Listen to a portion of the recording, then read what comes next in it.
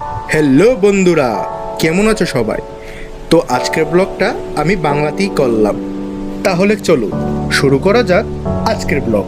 রবিবার এমন একটা দিন যেদিন অলমোস্ট সবার সারা সপ্তাহের ক্লান্তি দূর হয়।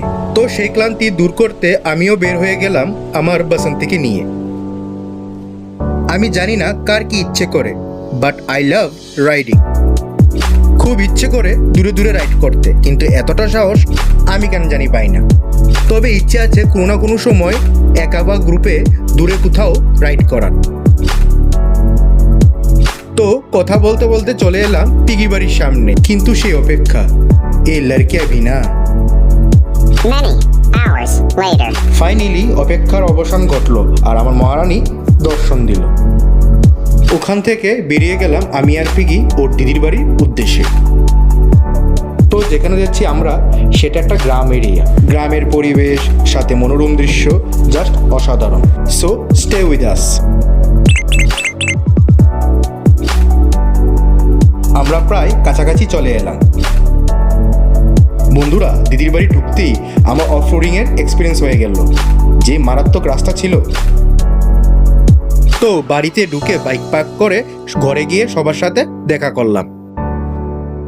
তো অনেকদিন পর যাওয়ায় সবাই মিলে রান্নাঘরে বসে পড়লাম আড্ডা মারতে। আর তার সাথে দিদি রান্না চাপিয়ে দিল। দিদির হাতের ফুলকো লুচি আর সুজি জাস্ট ওয়াও। উই আর বাঙালি ভাই, যেখানেই যাই না কেন খাওয়া দাওয়া ইজ ম্যান্ডেটরি।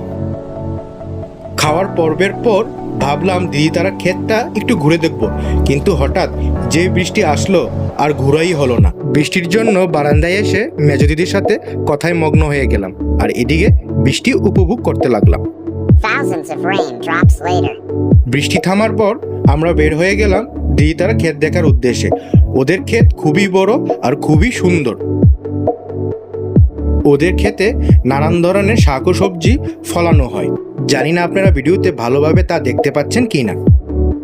তারা সবজি তোলায় ব্যস্ত ছিল আর আমি চলে এলাম দিদি ওদের আরেকটা বাগানে। এই গাছগুলোকে ধূপ গাছ বলে। যতটুকু আমি জানি এই গাছগুলি থেকে আগরবাতি তৈরি করা হয়।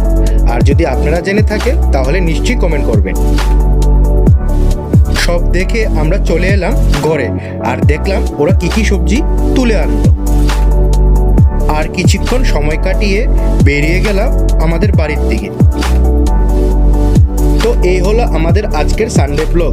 তো আশা করি সবাই ভালো লাগলো। নেক্সট ব্লগ আরো এক্সাইটেড হবে। Stay tune.